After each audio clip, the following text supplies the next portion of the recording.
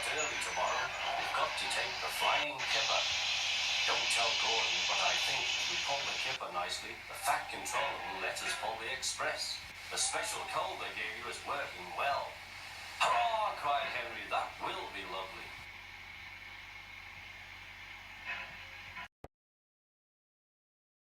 All kinds of ships use the harbour at the big station by the sea. There are passenger ships, cargo ships, and fishing boats also come here.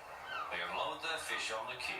Some of it goes to shops in the town, and the rest in a special train to other places far away.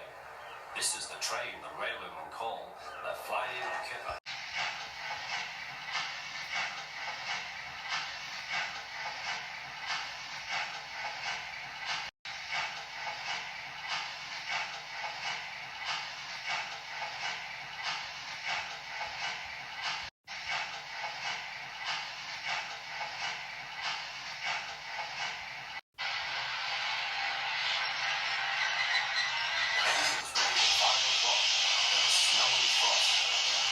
And shouted loading the van to crates of fish. The last door banged, the guard showed his green lamp. The Flying Kipper was ready to go.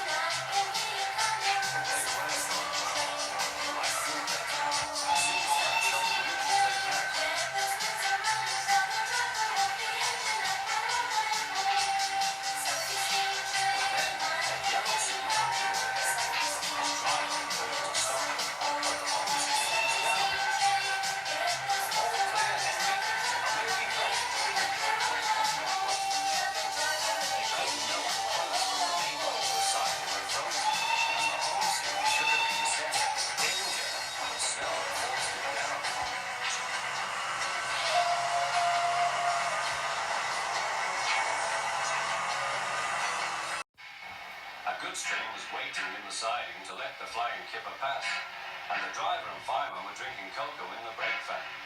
"The Kipper is due," said the guard. "Who cares?" said the fireman. "This is good cocoa." The driver got up. "Come on, fireman, back to our they got out just in time.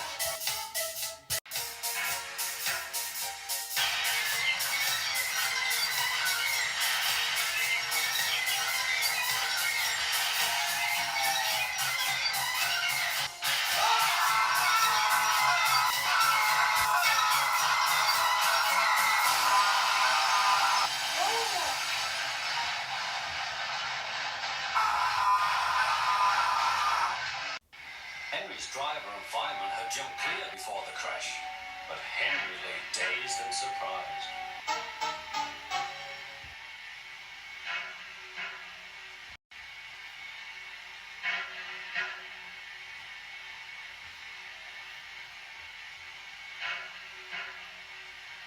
The Fat Controller came to see him.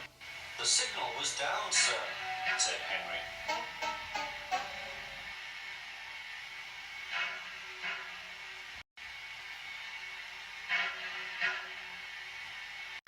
"Cheer up, Henry, it wasn't your fault. Ice and snow caused the accident. I'm sending you to Crewe, a fine place for sick engines. They'll give you a new shape and a larger firebox. You'll feel a different engine and won't need special coal anymore. Won't that be nice?" "Yes, sir," said Henry doubtfully.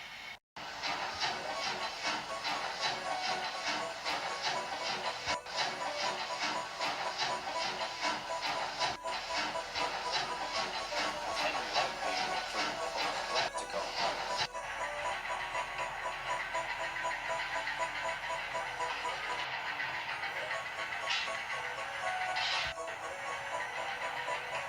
A crowd of people waited to see him arrive in his new shape. He looked so splendid and strong that they gave him 3 cheers. "Listen, thank you very much. I am sorry to say that a lot of little children are often late for school because they wait to see Henry go by. They often see him pulling the express. He does it so well that Gordon is jealous. That's another story."